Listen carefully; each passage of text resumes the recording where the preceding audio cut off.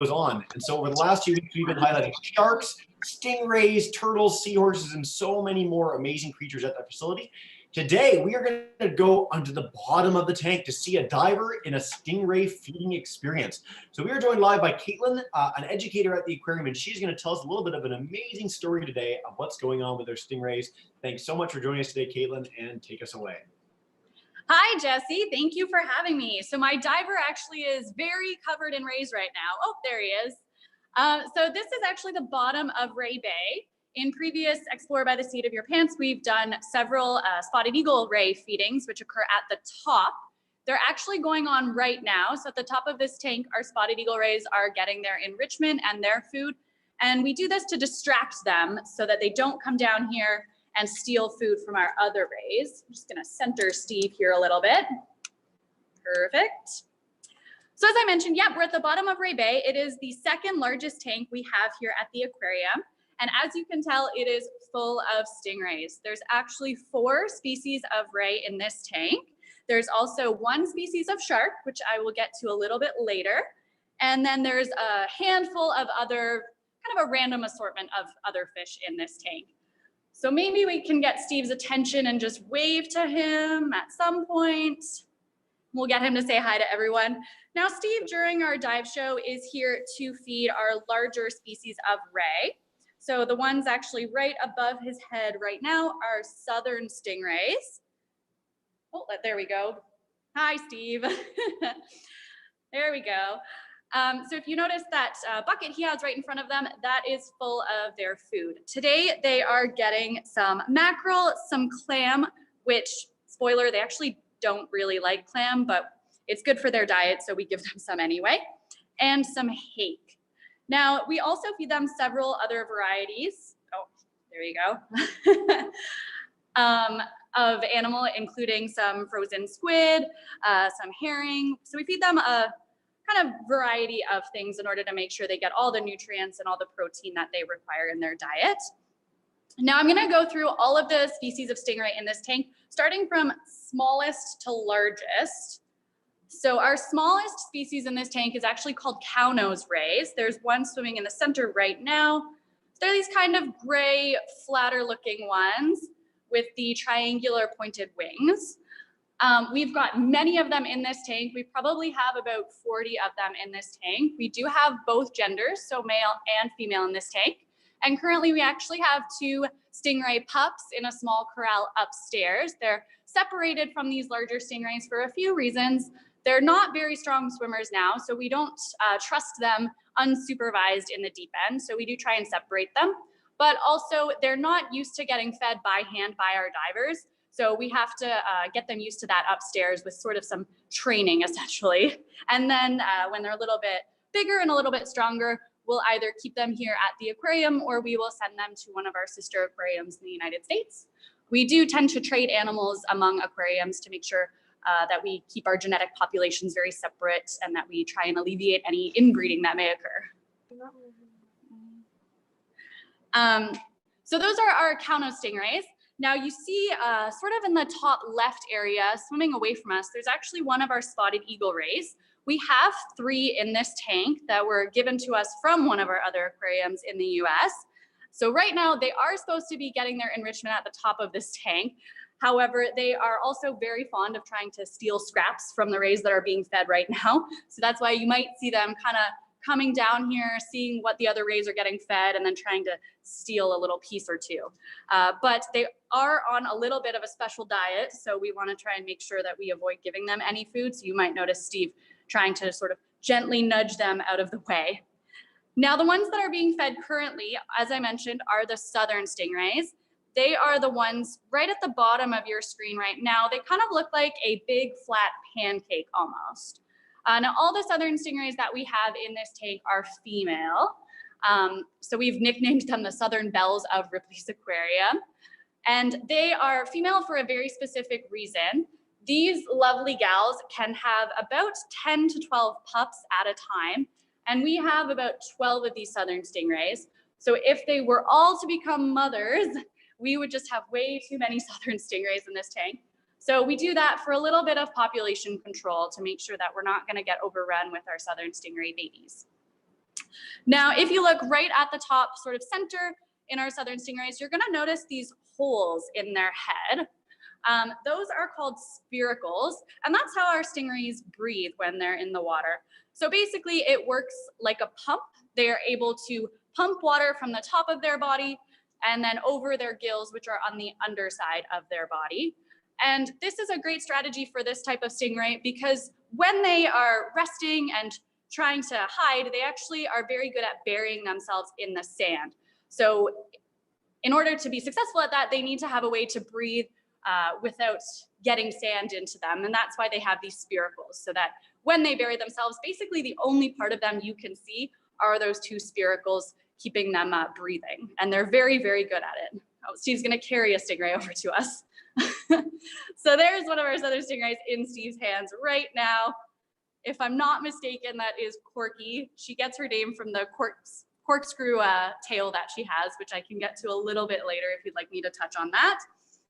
Now their mouth is on the underside of their body. I'll see if I can get Steve to do another feed off the glass at some point. And their teeth are actually not, they're very similar to sort of like a flat cribbage peg. I don't know if anyone knows what the game cribbage is, but they're very flat teeth. So they're not like the sharp teeth that you would think of from sharks. And they're very flat because our stingrays tend to eat lots of shelled organisms that have a hard exoskeleton around their body. And you could probably imagine if our stingrays had very sharp, pointy teeth and they tried to bite down on something that was really hard, they could break all their teeth off. Okay, so Steve is gonna try a wall feed for us. Saw my little signal. So yeah, their teeth are very flat and it's used to crush those shelled organisms. Here we go, maybe. All right, there you go. There you can see them eating their lunch right now and see their mouth working. And you can also see their gills opening and closing. Those are those sort of 10 slits on either side of their mouth. Perfect, thank you, Steve. I'm sure Steve would love an imaginary round of applause for that. Now you may also see the ones on the bottom sort of fluttering their fins and their wings around. Since they do eat lots of shelled organisms like crustacean and shellfish, those organisms would tend to be found underneath the sand at the bottom of the ocean. And so stingrays will flutter their wings around in order to move the sand and the sediment aside in order to find their food.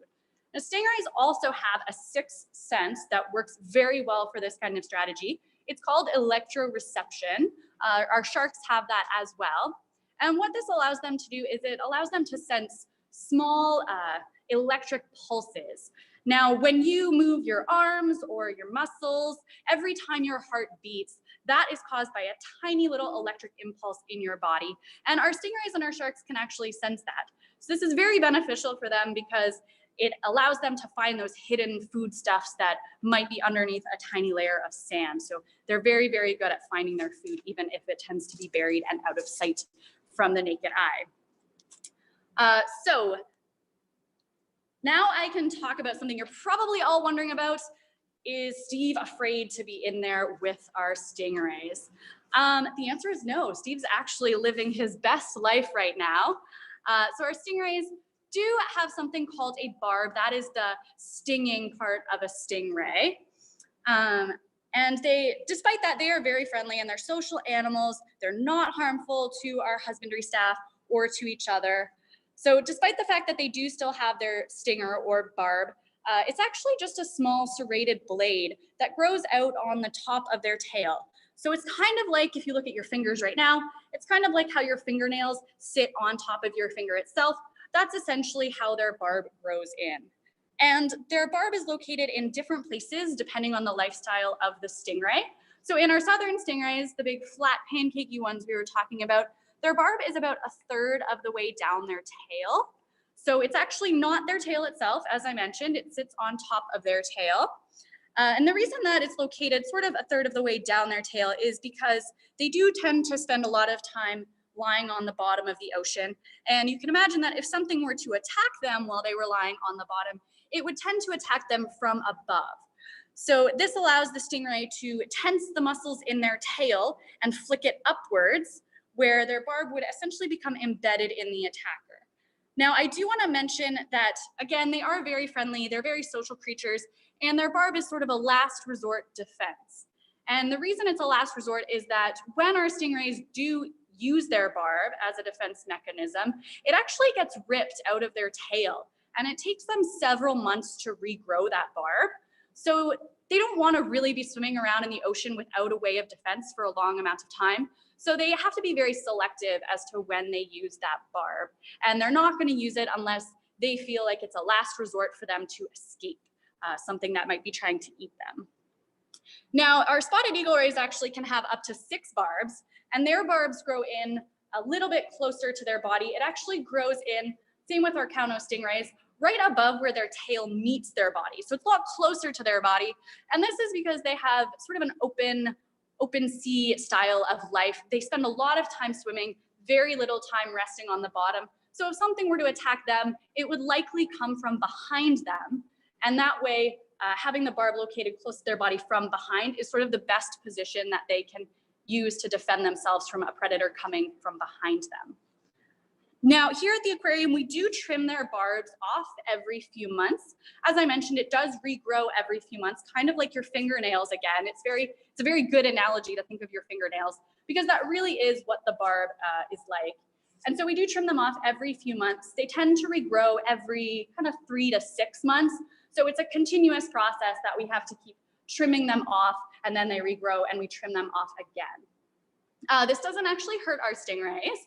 So we essentially just sort of do them one by one. We get them into the shallow area, and it's essentially like clippers that you would use to trim your dog's nails. And that's all it is. As I mentioned, it doesn't hurt the animal, and it's just sort of an added protection to make sure that we keep the other animals safe and they don't accidentally hurt each other. Now, our Cownose Rays, I'm going to switch gears and talk about that smaller species again. They can, if you can see it on your screen, where are the Cownose stingrays? Oh, there's one right in front of us right now. It almost looks as if they're smiling. Now, right at the front of their body, underneath their eyes, they have these sort of flippers, for lack of a better term. It kind of looks like a shovel. A lot of people think that's their mouth. Their mouth resides on the underside of their body, just like our southern stingrays, but they do have these little pairs of shovels at the top of their body that are modified fins. And those modified fins are used to sift through the sand the same way our stingrays use their fins in order to find their food. So they do have slightly different strategies to accomplish the same goal. And our spotted eagle rays, which are front and center right now, have that pointed tip in their head, which is called a rostrum. And that, again, does the same function. It's used as a shovel in order to move sand and sediment aside in order to find their food, which would be hidden on the bottom. So again, a few different adaptations to essentially achieve the same goal. Now, you might notice some other things swimming around in this tank. We've got 5 bonnethead sharks. There's a few swimming around the top of your screen right now. These are the smallest member of shark in the hammerhead family. The ones you see in this tank are actually full grown. We'll wait until they come back. So they are quite small. They're only a few feet long. Now, I mentioned we have 5 of them in this tank. The 5 we have here are all female again. There's one sort of cruising around the top. I'll try and move this up to let you see. There she is. Now, my favorite thing to tell people about sharks, or these sharks specifically, is that the sharks you see in this tank will never ever stop moving. Now, can you imagine starting to run right now and then me saying, you can never ever stop? You'd be the most fit person in the world, but it's definitely not something that would be sustainable for me. Now, the reason our sharks will never stop moving is actually because they breathe by constantly moving. They are something called a ram ventilator, and that means they swim through the water with their mouth open. So that's actually what a lot of sharks do, and that's sort of one of the ways that they have this menacing portrayal in a lot of different streams of media.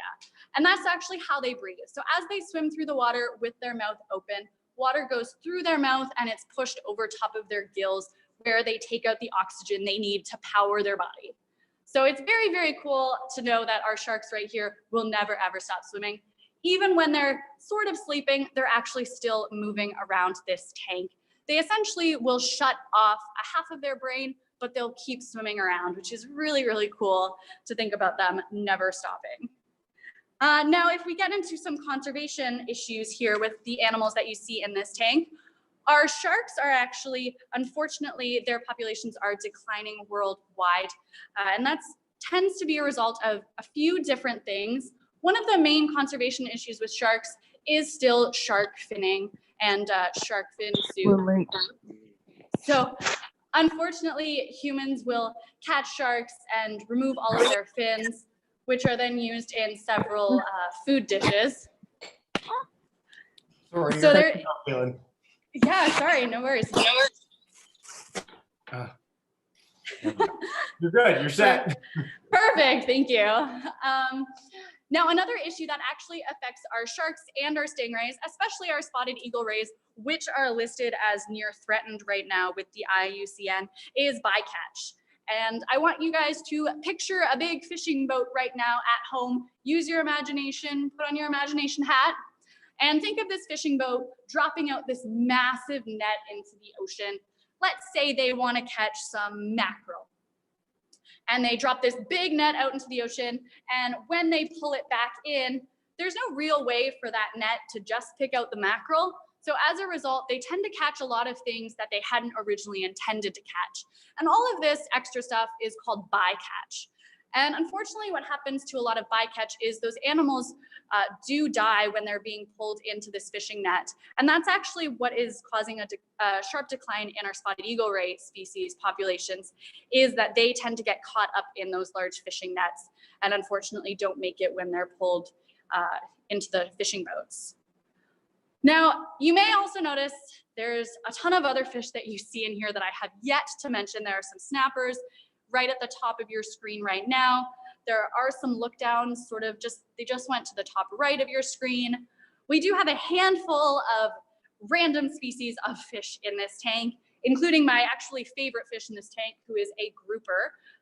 He was front and center earlier, but I'll try and point him out if I see him again. All of the other fish in this tank that is not a shark or a stingray is here by accident. People love it when we talk about mistakes we've made at the aquarium. This is one of them. When we first opened, just before opening, our dangerous lagoon tank, which these fish were meant to be in, was not really ready to house fish yet. And we got these fish into the aquarium. So we decided we're gonna put them in Ray Bay. And then when Dangerous Lagoon opens up, it's fine, we'll just move them over into Dangerous Lagoon. Well, clearly that didn't work. And we were underestimating how fast fish are. So we tried to get them out of this tank and put them into their actual natural home, and we failed completely. They are very, very fast swimmers, and we could not catch them when we sent our divers in to try and get them out of this tank. So now they're just here. The funny thing about these fish is that we do not feed them at all. They survive by eating all of the scraps from our stingrays, because as you might have noticed earlier, our stingrays are very, very messy eaters, and lots of scraps fall out of their mouth. The other fish in this tank, like the snappers and the grouper and the look downs, are very quick to gobble up those little scraps. And it's actually completely satisfied their dietary requirements. They actually should be on a touch of a diet themselves, because they are quite large in this tank. So there's a funny behind the scenes fact about how these animals are in this tank. Now, does anybody have any questions for me right now? I'm gonna stop and do some questions. Absolutely. Well, first of all, thank you so much, Caitlin, for an awesome presentation highlighting so many amazing things in your Ray Bay tank. For our live groups, yes, we've already got groups raising their hands. That's fantastic. You can raise your hand virtually on Zoom. Let me know in the chat bar you have a question. For everyone tuning in at home, and we have groups from New Jersey, Alaska, Peru, Chile, all across Ontario and more. Thank you so much for joining. Type your questions in the chat bar and we will take as many as we can. So let's start with a question from Mears Middle School in Anchorage, Alaska. What eats stingrays, Caitlin? Ooh, that is a very, very good question. Thank you for asking. Stingrays actually don't have a ton of predators. It tends to be larger sharks, though, that will tend to prey on these species, especially the larger species that you see in this tank. It tends to be very large sharks that will prey on them. Aside from that, not a ton of natural predators. Yep, there you go. Thank you so much. Let's go to Miss McKay joining us in Kelowna, British Columbia. Miss McKay, let's demute your mic and you're good to go. Take us away. Okay, cool. Thanks, Caitlin. My student Ezra has a question. He said, how long can the aquarium last right now in our circumstance with visitors or people coming through? Yeah. We are actually doing just fine. Thank you for your concern. Yeah, so we do definitely have a reduced staffing here. However, our animal husbandry team is working, they're a little shortened, and we did that because they work on separate shifts. So we have half of our team that will work 3 days a week, and then the other half will work 4 days a week. So they never overlap, and then they'll switch every week, who's working the 3 days and who's working the 4 days. Now, all of our fish here are getting top-notch care all the time. We are a member of AZA, which is the Association for Zoos and Aquariums. And essentially what that means is that we get inspected on a regular basis. We provide top care to all of the animals in the aquarium, and nothing really has changed for them during this period of uncertainty. They basically just have fewer people walking in front of their tank. And I don't want to give them an emotion, but some of our fish definitely gravitate towards you more so than they would if other people were coming through the aquarium. When I walk through our gallery, there's definitely lots of fish that immediately swim up to the glass because it's probably some of the only movement they've seen in front of their tank all day. Fantastic. All right, we're going to go to Ruby in Miss McInnes's class. If you have a question for us, come on up. Hi. Hi.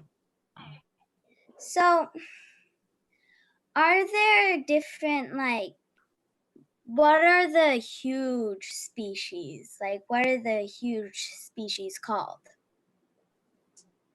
Perfect, great question. I do think I forgot to mention our largest species here. I'm also going to take one quick second to mention that there is a stingray in this tank whose name is Ruby. So you have a stingray named after you, my friend. Now we have our two largest stingrays in this tank are called rough-tail stingrays. They were by the glass earlier. However, right now, one of them is swimming above this rock. There he is. That one with the short tail, his name is Mad Max. And somewhere in the back, we have our other rough-tail stingray. His name is Super Ray, and he's actually the oldest stingray in this tank. He's sort of in his late 20s now, so he's kind of our grandpa stingray in the tank. Fantastic. Thanks, Caitlin, and thanks, Ruby, for a great question. I'm going to go to our family joining live in Guelph right now. So we've got a group. So Sophie's group, let's go to you guys and demute your microphone. If you guys have a question in Guelph, go for it. Do you have a question? No, we don't. No, that's okay. I can come back to you later if you do have a question. You can let me know in the chat bar, okay? Perfect. Let's go to Piper then, in Miss McInnes's class. If you have a question, come on up. There you go. You're good to go. Why are they like slimy? I love that question. Thank you. So if you have been to the aquarium before and you have gotten the chance to touch our stingrays, yes, they are definitely slimy. Most species of fish tend to be quite slimy. They have a layer of mucus that coats their body. Now, does anybody know where you might have mucus? I'll give you a hint. It's up your nose. It's in a lot of bad places, essentially, that you would think of as a human. But in our stingrays and our other fish, it serves a very important purpose to have that layer of mucus coating their body. And it is a layer of protection. So you see some of the stingrays right now at the bottom of the tank. The rocks are very rough. And this mucus is just an extra layer that prevents their body from getting scratches on it and cuts, and it kind of protects them from anything that they might be swimming into. Fantastic. Very cool. Thanks, Caitlin. All right. Lila in Mount Laurel, New Jersey wants to know if anyone ever has been stung at the aquarium ever. That is a great question. Now, yes, We have had a diver get stung before. Jesse, you may remember Scott. No. He did get stung, and I do want to mention that this was while we were actually performing an ultrasound on one of our Cownose Stingrays. So its barb had grown in just a tiny bit. And in order to perform an ultrasound, what you have to do with our stingrays, and I should actually backtrack and say, an ultrasound is a way that we can tell if they're pregnant. So we were ultrasounding this stingray, and in order to ultrasound them, you have to flip them over, which you can imagine our stingrays aren't especially fond of that. So it did accidentally barb the diver Scott in his hand, and Scott, Jesse knows Scott. Scott, this was probably the highlight of his life working at the aquarium. He was so excited that he got stung by a stingray because it had never happened before. He was fine, and now he's just got a great story to tell everyone. He came back to work right away. So yeah, he was definitely fine. Fantastic. That's funny. But otherwise, it's never happened. So certainly if you're visiting the aquarium, there's no risk of you getting stung. And in general, with stingrays and all animals, if you respect them and you're kind to animals, you're in no danger of having any animal lash out at you in any serious way. But as Caitlin mentioned, their barbs are trimmed, so they'd have no capacity of hurting you anyway if you arrived live at the aquarium. I'm going to take some more questions from our live groups in just a second. For our YouTube groups, teachers, please do keep sharing questions. I'll take as many as I can. I really apologize. I would kick out the person who's been spamming relentlessly. Unfortunately, I can't. I apologize for that person who is childish and taking up all of your time. For our teachers in BC, Alaska, New Jersey, and more, we really appreciate you being here, and I look forward to your questions. I want to go back to Sophie in Guelph. If you have a question for us, come on up. What are stingrays' favorite food? Nice. That's a great question. And I don't want to lump them all together because we've noticed that our stingrays have very unique food preferences depending on the stingray in the exhibit. So some of our southern stingrays will really like mackerel, and others will essentially spit it out in our face when we try and feed it to them. One thing that most of them across the board tend to really enjoy is squid. But aside from squid, it's really dependent on the individual and also even probably what they're thinking that day. Yeah. Fantastic. I like it you mentioned that they don't really like clams, not their favorite food, but we do incorporate into their diet because it's important to them. Just like Brussels sprouts at home. Eat your veggies. Exactly, yeah. All right, let me share two quick questions from YouTube. So Jennifer wanted to know, do the baby stingrays stay with you guys at the aquarium or do they go somewhere else? That's a great question. The answer, unfortunately, is it depends. Early on, we have had many remain with us. However, now this tank is very much at capacity. And so we do tend to send some of our other ones to our other aquariums or other AZA accredited aquariums around the world. But I also want to mention that we don't just do this because we can't house anymore.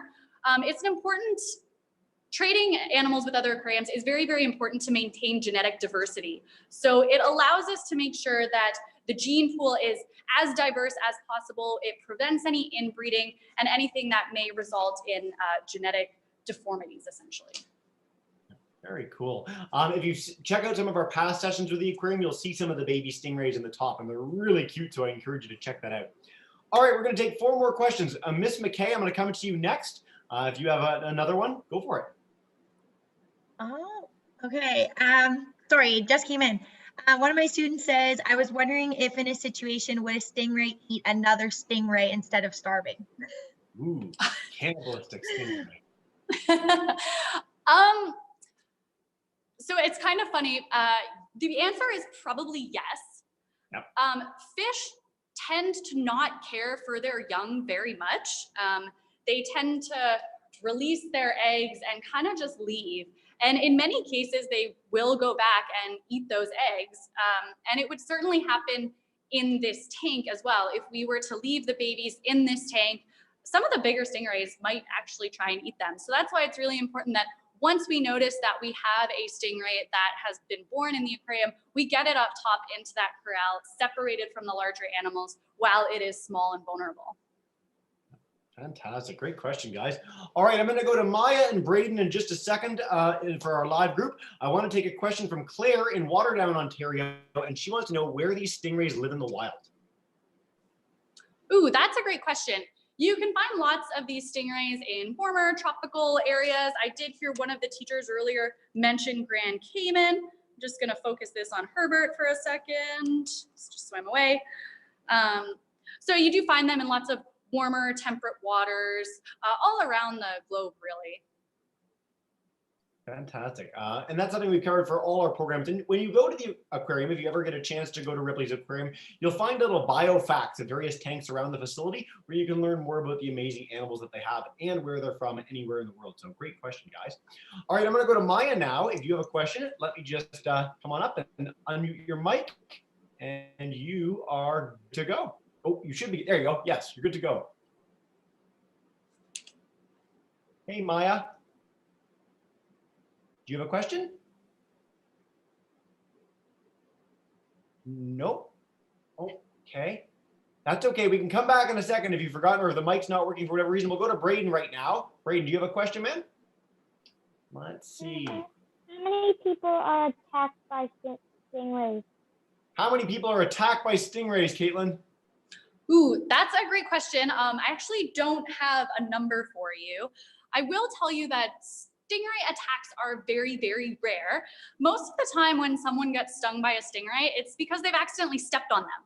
And you can imagine if you're a stingray, or even as a human, you've gone to bed, you're sleeping in your bed, and somebody comes by and steps on you, that is probably the most traumatic, shocking thing you can encounter while you're sleeping. And that's basically what tends to happen when stingrays will sting a person, is they've accidentally been stepped on and they kind of use their barb, again, as a last resort. Remember, this is very, very rare for them to use that barb. But that's a great question. It is a great question. All right. I'm going to try and find a question amidst all the stuff on YouTube here. Sorry, guys. Give me 2 quick seconds. Dear. Oh, Alexa wanted to know, how many stingrays do you have at the aquarium currently? Ooh, we have about 56 in this tank, if I can recall correctly. We also have one other rough-tailed stingray that lives in our dangerous lagoon.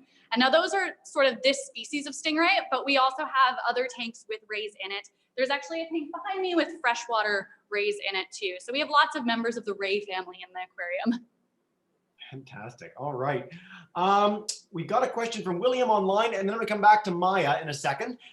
So William wanted to know, how long do they live in the wild versus captivity? That's a great question. It varies depending on the species. Just as a sort of general comment, the smaller species tend to have shorter lives than the larger species that you see in this tank. But most stingrays will live anywhere between 20 to 40-ish years in the wild. It does tend to be a little bit longer when they're in captivity. And that's also because these rays, as you can imagine, get things that stingrays in the wild don't, like vet checkups and ultrasounds and all those great things to make that allow us to monitor their health very well and also control their diet very well. Thanks, Caitlin. All right, Maya, I'm going to come to you and see if your mic works. And if not, then I'll just read the question that you typed in. Thanks for doing it in both ways. You should be able to say this. Let's see. Maya? Oh, maybe there's a delay. Yeah, your mic isn't working, my dear. So what I'll do is I'll share it. Thanks so much for typing it. So Maya's question for Miss McInnes's class is, in the wild, would any of the sea creatures that you have in the tank hurt the other ones? Ooh, that's a great question. Thank you, Maya. I'm sorry that your mic isn't working. We found a way around it. The answer is probably not. Most of these animals would actually live in different areas when they're in the ocean. And you see that in the tank right now. There's some that are at the bottom. There's others that are at the top. So they do tend to inhabit very different areas, which would make them kind of not cross paths as often as you'd think. But yeah, probably not. It's something that we've covered in your dangerous lagoon tank as well, the fact that why don't the sharks eat the fish? If animals are in an environment where they're kept well fed and they're healthy and they're happy, they have no need to eat the things that are around them. It costs a lot of energy to try and attack things that are near you. And if you're fed and provided for with food by the aquarium, which you guys highlight, there's no need for anything else. So great questions, guys. Caitlin, before we wrap up, what I want to make sure that we can do is share with the kids how they can learn more about what you guys are doing at the aquarium and some of the amazing fish you have online. So where can we send kids that want to keep the learning alive after this program is done? Well, thank you, Jesse. We have lots of resources that our education team, myself included, have put together for everyone while they're at home. You can go to ripleyaquariums.com and we have at-home resources there. We also have right now 4 live cameras up. Ray Bay is one of them, so you can check out this tank after this show as much as you want to your heart's content. You can also see our shark lagoon, our jellies, and our rainbow reef tank all live online. And then the education team tries to post live content every Tuesday, Wednesday, Thursday at 1 o'clock throughout the week. Amazing. Thank you so much, Caitlin. So do check out those resources online, Ripley's Aquarium's website. You can also email us at home for our live groups. And for anyone on YouTube, you can check us out on our website to find out how you can ask more about Ripley's Aquarium. For what we do at the end of every session, Caitlin, as you know, is I'm going to demute everyone's microphone. So all our live groups joining us, you guys are ready to join me in saying a huge thank you to Caitlin for joining us today. You are all starting to be demuted. Go for it. Thank you so much, guys. Bye. Thank you. Thank you. Bye. Thank you so much, everyone. We Bye. appreciate you tuning in. Have a wonderful rest of your day and check us out on YouTube for more great Ripley's Aquarium sessions. Bye, everyone. Thanks, Thank Caitlin. you.